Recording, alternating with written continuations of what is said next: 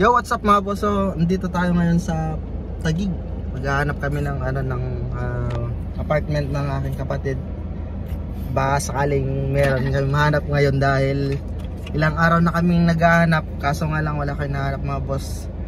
Nagpunta na kami dyan sa Pinagsama Street. Kung ang saan na yan sa may Grand Canal na yan. Kasi doon siya maasa yung mga boss dito sa sa One Campus, no? One Campus Place.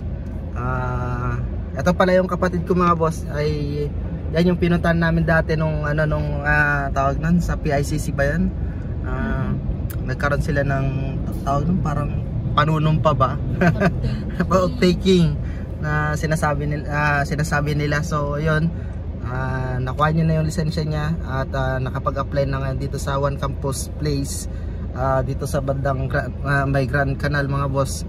Ang problema man, ang hirap, sobrang hirap ng maghanap ng apartment. So meron na kami nakita ngayon at ayun na pupuntahan namin.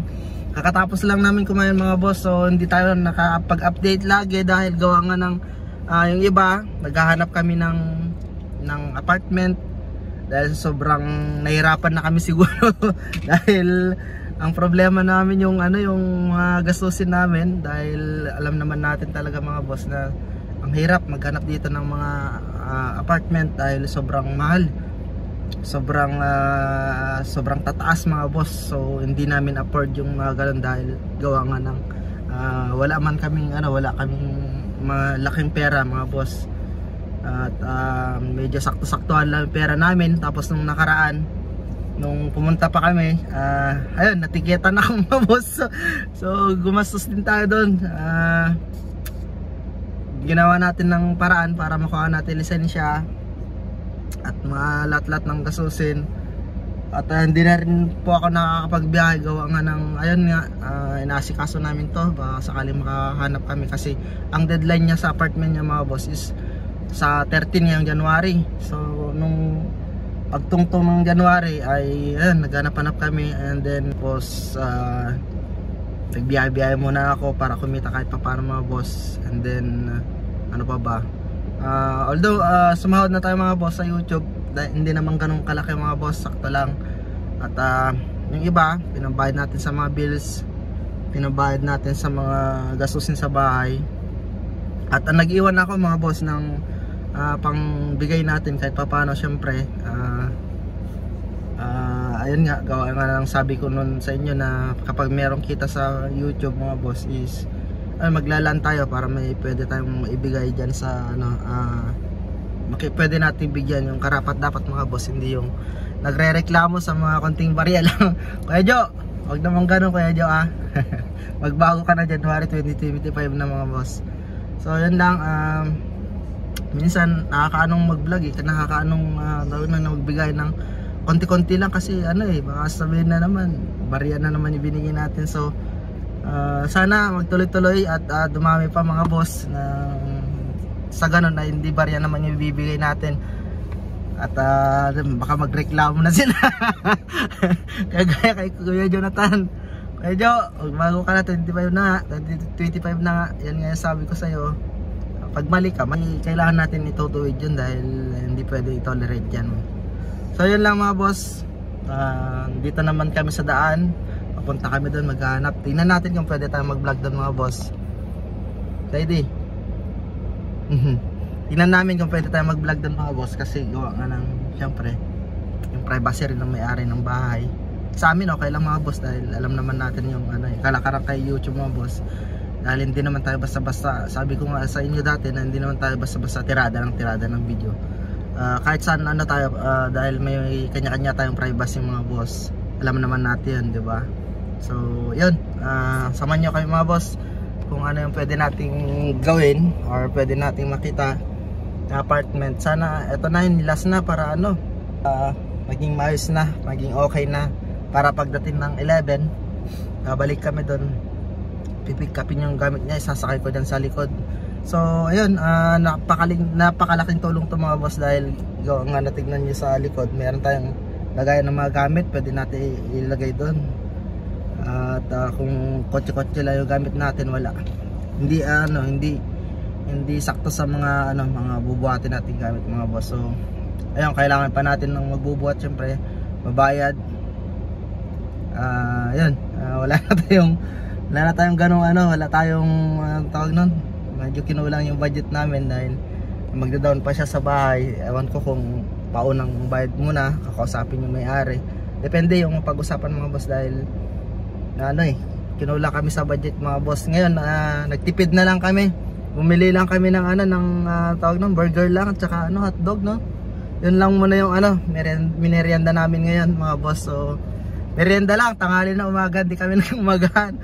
Tanghali, yun lang yung kinain namin. So yun, tsaga-tsaga lang, baka sakaling malay nyo mga boss, yung ikot ng mundo magbago, or yung ihip ng hangin nga, sabi nga nila mga boss. So sana darating yung araw na hindi na tayo yung ganun, yung titipid-tipid, at sana maging maaluan naman ang pamumuhay natin kahit pa paano mga boss balang araw. So sana sa 2025, ngayong 2025, no, ibigay naman sa atin yung karapat dapat mga boss. Wag lang tayong mawala ng pag-asa, tuloy lang. Tara mga boss, so ayan, pupunta na kami. Yo, what's up mga boss? So dito na tayo sa Taguig, kinaantayin lang natin yung Pisalas na ni. Hinahanap namin mga boss. Antayin lang namin yung matanda raw na nandito kasi aantayin daw namin siya mga boss. Nagpaantay naman. So sana ngayon mahanap na kami ng maayos. Kasi nung time na pumunta kami dyan sa Pinagsama, hindi naman sa pinag-ano mga boss, medyo doon, medyo mas parang magulo.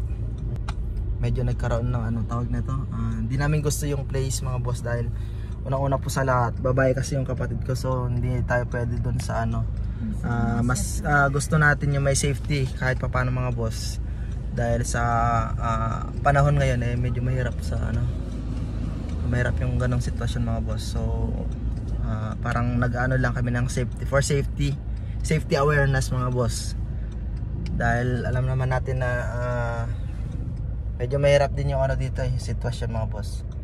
Wala naman kami sa tabi niya, wala naman si mama dito sa tabi namin, so kailangan namin yung ganong place para sa safe. Meron tayong tinatawag na awareness para malayo tayo sa kapahamakan mga boss. So atayin lang natin, nandito na. Ayun mga boss, nandito na tayo. Ayan, titignan natin.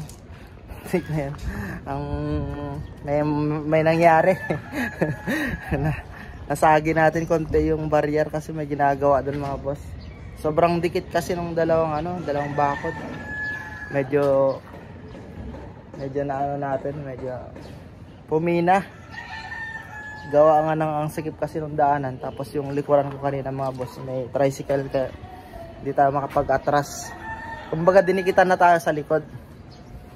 Ang problema lang doon pinasok ko pa rin mga boss, dapat sa rende. So eto yun mga boss. So eto, may gas-gas yan kahapon. Hanggang dito. Buti pinahiran ko yan mga boss. At naging nawala. Hanggang dito. Hanggang yan. Hanggang dito. Meron niyang kulay orange na parang ganyan mga boss. Yan yung kulay orange. May ganyan.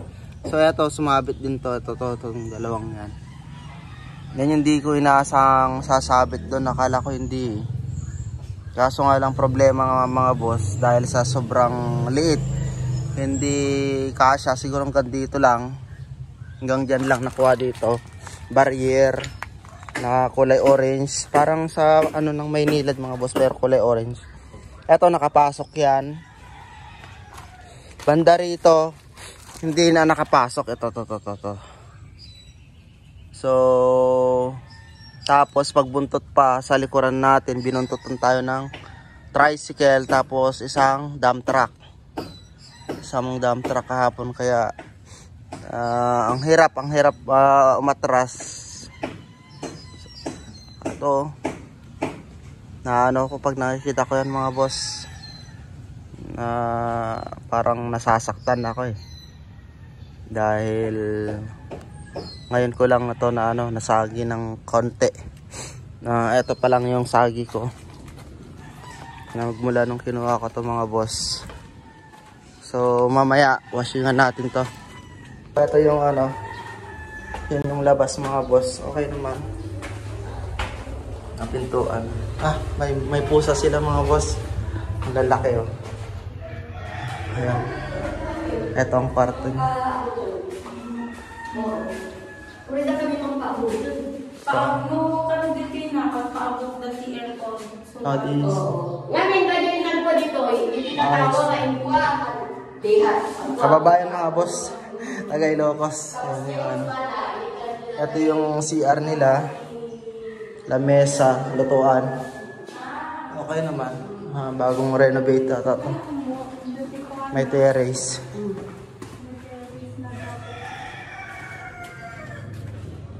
Sampayan mo na. May amoy niya. Problema na lang natin daanan. Oo. Ano?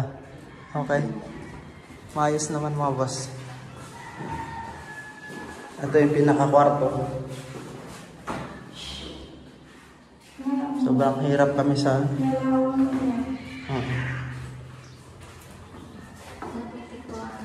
Ayos na.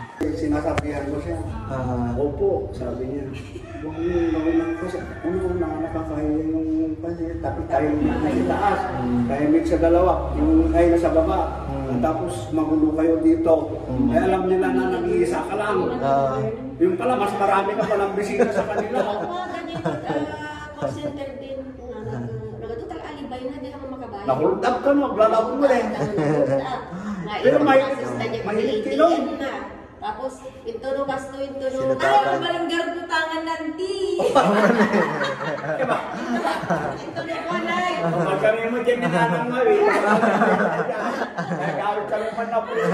Basta po. Ito na ka, ang puros ni Juan. Agali piman. Barbara, gawin kayo makadayto niya. Ay, dako natin ita. Kasi kaya Florida, ti pala na. Sadig mula di Florida. Kaya malasa ka niya, misis ka na nakasawa ti Siman. Yo, what's up mga boss? So, hindi na tayo nakapag-video kahapon. Gawa nga ng pagod na tayo sa sobrang traffic. Papunta rito pa uwi. And then, inatid ko pa yung kapatid ko sa Lacson Avenue. So, sobrang traffic doon. Ay, grabe mga boss. Sobra nakapagod. Lalong-lalo na mga boss bukas kasi maglilipat na siya bukas 11. Bali 2 o 3 beses kaming babalik doon mga boss. Gawa nga ng marami siyang mga gamit. At mapapasabak na naman si Cordy bukas mga boss. At ang sakit ng katawan natin, yung paa, ang likod. Gawa nga ng manual kasi mga boss. So yun lang. Update ko kayo mga boss dahil busy pa tayo, hindi pa tayo makapag-upload, hindi pa tayo makapag-vlog ng maayos, hindi pa tayo makakapagbigay mga boss dahil sobrang busy natin ngayon. Bibiyahe tayo mamaya mga boss, mga alas 5 na siguro or alas 4, depende. Basta ano lang, sundot lang tayo para may pang-allowance mga boss syempre. Sana makapag-upload na tayo matapos na yon. Yun sa kapatid ko, matapos na yung mga ginagawa namin. Ang problema namin mga boss ay wala pa ata akong kasamang magbubuhat dahil ako lang lalaki doon. Hindi namin alam mga boss, bahala na si Batman muna. Sana makahanap kami ng kasama siguro at magbubuhat lang mga boss. So yun lang, baka sakaling matapos na to lahat ng gagawin natin. At talaga naman mga boss na sobrang dami gagawin natin. So sana matapos na mga boss. So yun lang, kita na lang tayo sa susunod natin mga vlog mga boss. Palitaan ko kayo kung ano mangyayari. Salamat.